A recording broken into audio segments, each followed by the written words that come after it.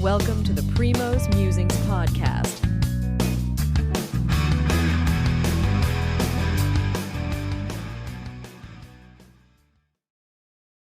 Good morning. This is Sri Primo with the Week 10 preview of the National Football League. And before we get to the predictions for some of the critical games for this week, I do want to quickly talk about the Thursday night game and what a game it was between the Bengals and the Ravens. Close game, came down 35-34. An amazing game. The Bengals, the Ravens looked out of sorts in the first half, but then bounced back very well in the second half. When you look at the Ravens, Burrow played amazing for the Bengals, 4 touchdowns. And Jamar Chase probably had one of the best performances for this year with 11 catches for 264 yards with 3 touchdowns. They were just unstoppable. But Lamar Jackson is having such a great year, 25 for 33, 4 touchdowns, and they've really hit on very well. Henry didn't really have a big game, only like 4 yards per carry, but when they need him, he always gets those extra yards. But the game came down to, it was like a track meet, like we say.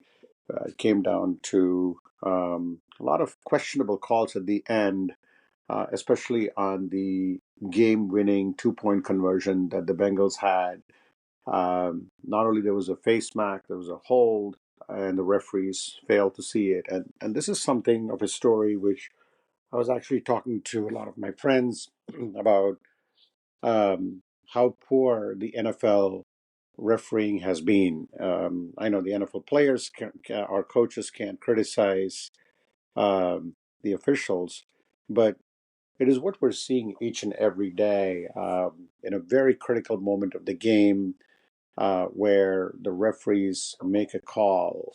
And it really bothers me that they cannot have replays for some of these things. It's something that Bill Belichick, who's now in the media, was asking many years ago to have a replay on almost every play. Yes, there's a question about it slows down the game, but you got to think about if do you want to get the call right, especially in a critical moment. And this has happened not just in regular season game; it's happened in a Super Bowl where a questionable hold or a questionable non-call will affect the outcome of the game, and that's something that we cannot do if we want to protect the integrity of the game.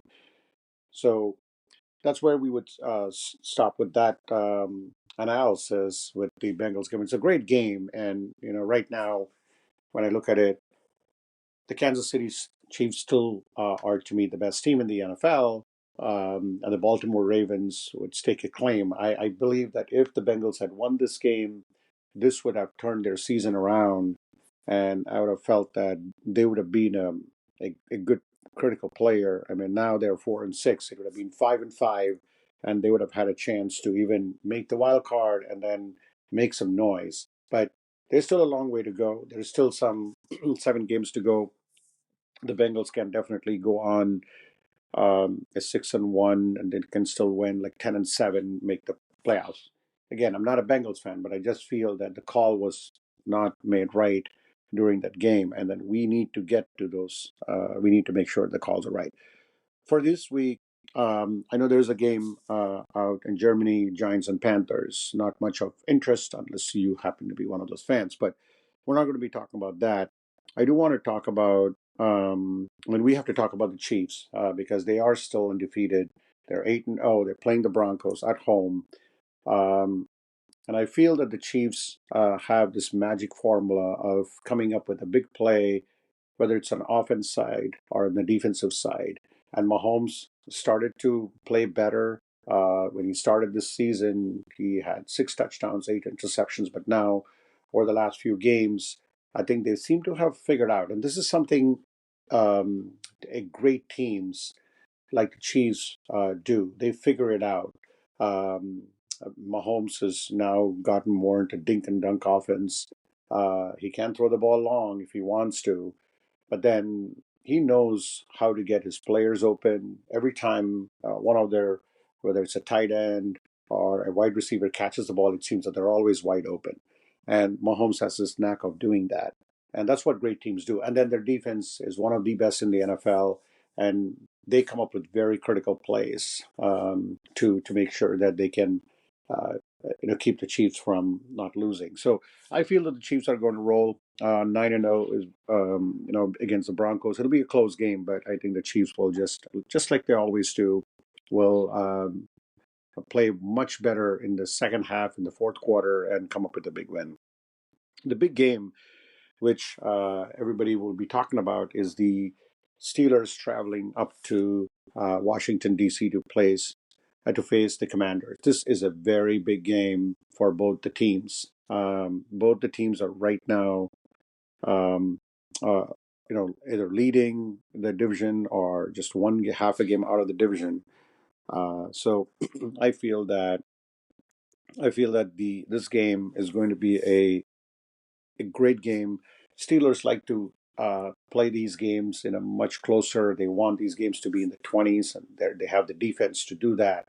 Let's see how Jaden Daniels. This is a true test for Jaden Daniels to play against T.J. Watt and the Pittsburgh defense. The Pittsburgh defense is really good, and let's see if the Commanders' offense can click against that.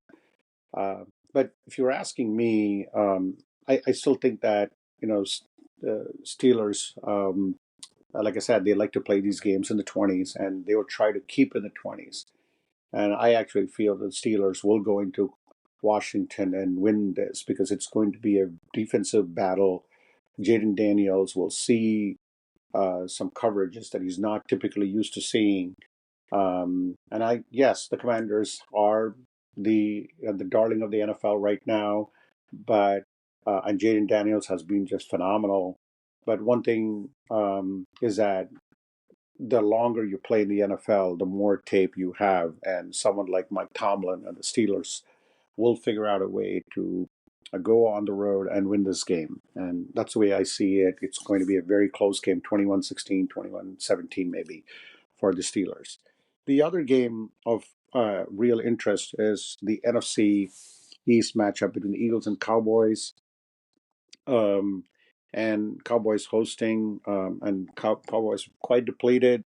I feel that the Eagles will go into, and I think the Eagles have to keep in close, um, close it with Commanders because of they're really like half a game behind the Commanders.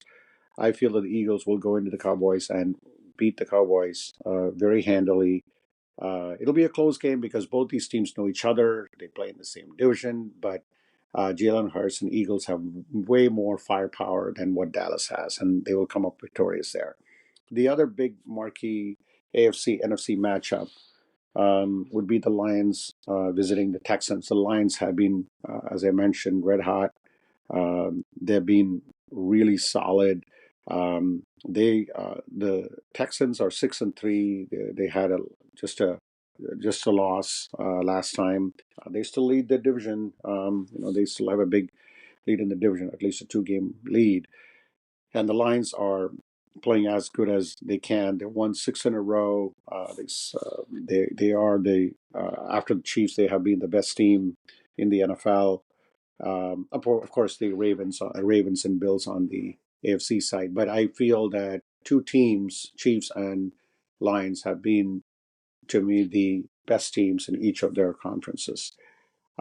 This game, I think the Lions have more firepower than the Texans.